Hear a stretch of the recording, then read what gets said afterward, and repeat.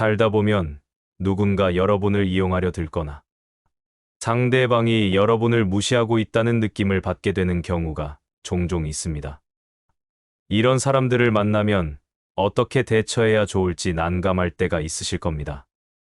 그리고 내가 만만하게 보이나 하는 생각이 들고 자책하기도 합니다. 이렇게 타인의 무시나 무례한 행동으로 고민이신 분들을 보면 심성이 착한 분들이 참 많습니다. 그런데 이런 분들은 자신이 약하고 바보 같아서 그렇다고 자책하는 경우가 많습니다. 그러나 절대 그렇지 않습니다. 착하다는 것은 약하다는 것이 아닙니다. 상대방이 여러분을 무시하거나 이용하려는 느낌이 들 때 화내거나 싸우지 않고 여러분이 만만한 사람이 아니라는 것을 보여주는 방법은 어떤 것이 있을까요? 주위의 사람들을 떠올려 보면 착하거나 누구도 만만하게 보지 못하는 기가 센 사람들이 있습니다. 이런 사람들에게는 몇 가지 특징이 있습니다. 오늘은 법륜 스님의 지혜를 통해 착하지만 기가 센 사람들의 4가지 특징에 대해 알아보겠습니다. 첫 번째, 신뢰감을 주기 위해 노력합니다.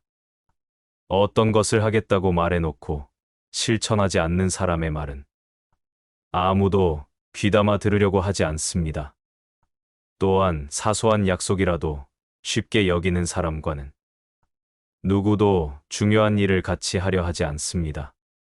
여러분이 한 말과 약속을 모두 지키고 살아가는 사람은 없을 것입니다. 그러나 말만 하고 아무것도 하지 않는 사람과 대부분의 말을 실천으로 옮기는 사람 사이에는 분명히 차이가 있습니다. 말과 행동이 일치하고 신뢰할 만한 사람들은 적게 말하고 많이 행동합니다. 신뢰할 만한 사람이라는 것을 말이 아니라 행동으로 보여주는 것입니다. 예를 들어 누군가에게 작은 선물을 사주고 싶은 마음이 들었다고 생각해 보겠습니다. 그 사람에게 미리 말하지 않고 선물을 주면 상대방은 뜻밖의 선물에 고마워하고 감동하게 될 것입니다. 그러나 그런 마음이 들 때마다 미리 약속하고 그 중에 한 가지도 제대로 지키지 못한다면 상대방은 여러분의 말을 가볍게 여기고 점점 무시할 것입니다. 특히 이번에 잘 되면 이거 해줄게 와 같은 말은 하지 않는 게 좋습니다. 베풀고 싶은 마음이 생기면 그때가 되었을 때 행동으로 보여주면 됩니다. 적게 약속하고 많이 베푸는 것은 사람들에게 신뢰감을 줄 수 있고 사람들로부터 약속을 잘 지키는 사람이라는 인상을 줍니다. 신뢰란 굳게 믿고 의지한다는 뜻으로 흔들리지 않는다는 느낌을 주기 때문에 가볍게 보거나 무시할 수 없는 사람이라고 느끼게 됩니다. 두 번째, 명확하게 표현합니다. 명확하게 표현하는 사람은 똑 부러진다는 인상을 줍니다. 이런 인상을 주는 사람은 여러 방면에서 이용당할 빌미를 주지 않기 때문에 견고한 사람이라는 느낌을 줄 수 있습니다. 견고하다는 것은 빈틈이 없고 흔들리지 않는다는 의미입니다. 이런 느낌은 상대방에게 여러분이 능력 있어 보이고 확신에 차 보이기 때문에 쉽게 대하지 못합니다. 처음 보는 사람이나 낯선 장소에서는 누구나 당황하고 실수할 수 있습니다. 그러나 계속해서 차분하고 명확하게 표현하는 사람은 시간이 지날수록 쉽게 대할 수 없는 사람으로 비춰지게 됩니다. 사람들은 본인의 의사를 명확하게 표현하지 않는 사람들을 무시하는 태도로 대하는 경향이 있습니다. 의사 표현이 명확하지 않고 자기 의견을 확실하게 전달하지 못하기 때문에 그 부분을 쉽게 보고 그런 점을 약점으로 이용합니다. 본인의 의사를 명확하게 표현하지 못하는 것이 마음이 약해서, 거절하기 미안해서, 차가워 보일까봐 이런 이유일 수 있습니다.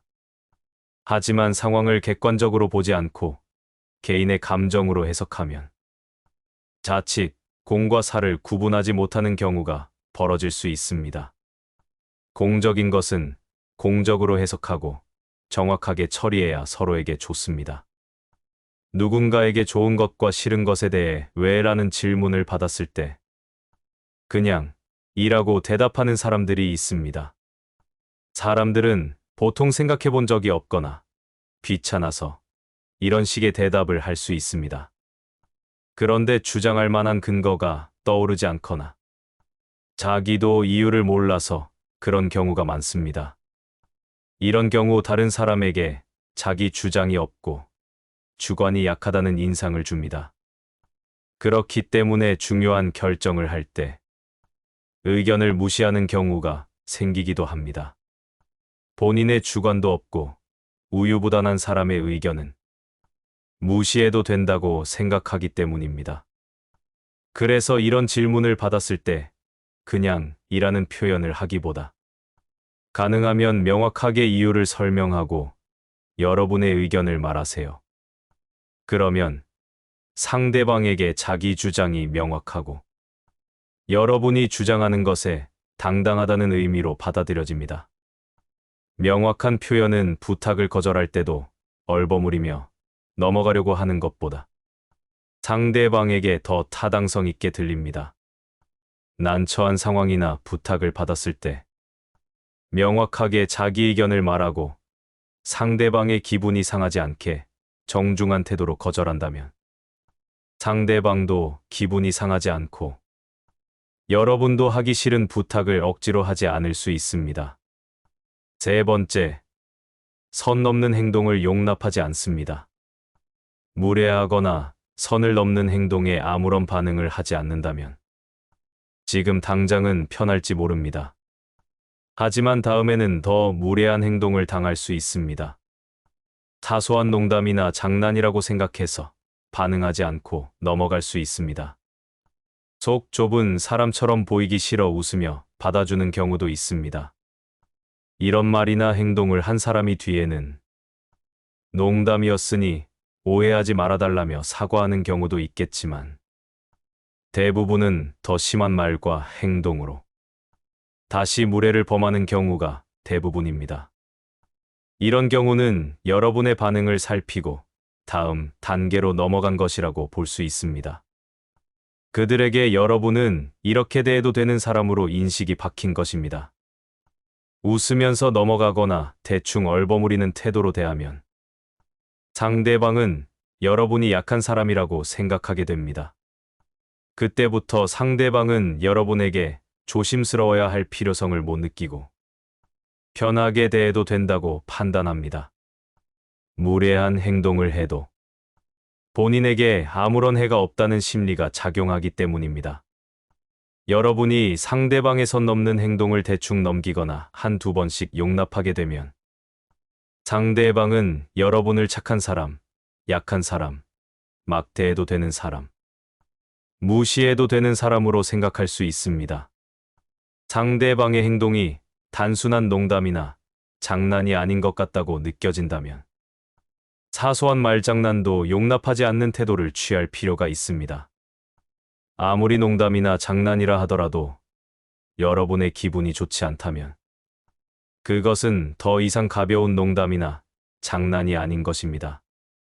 이런 태도가 다른 사람들에게 속 좁은 사람으로 보이거나 비웃음거리가 될까봐 걱정할 필요가 없습니다.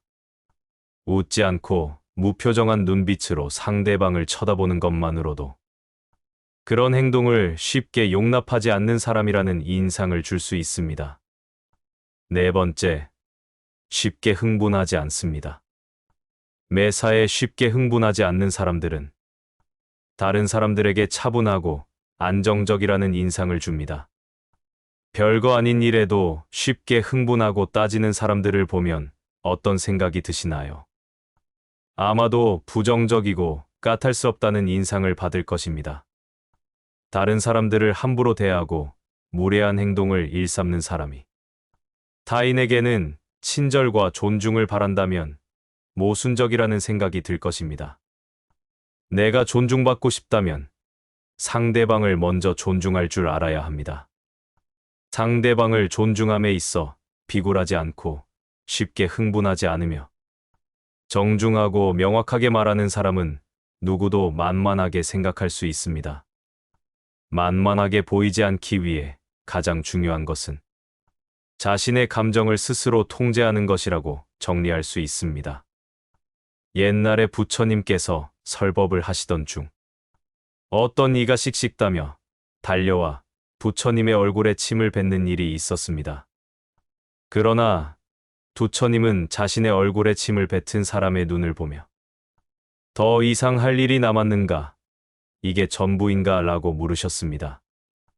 부처님과 같은 이러한 교화 방식은 상대방의 비난에도 감정의 흔들림이 없다는 신호로 전달되고 비난하려는 의지마저 사라지게 합니다.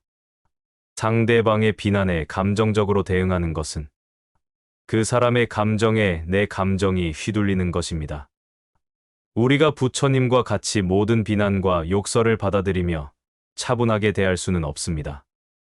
하지만 가벼운 비방이나 비난을 대할 때 감정의 흔들림 없이 차분하게 대응하는 것은 상대방에게 여러분의 수준을 느끼게 함으로써 무례한 행동을 하는 사람들을 현명하게 대처하는 방법이 될 수 있을 것입니다.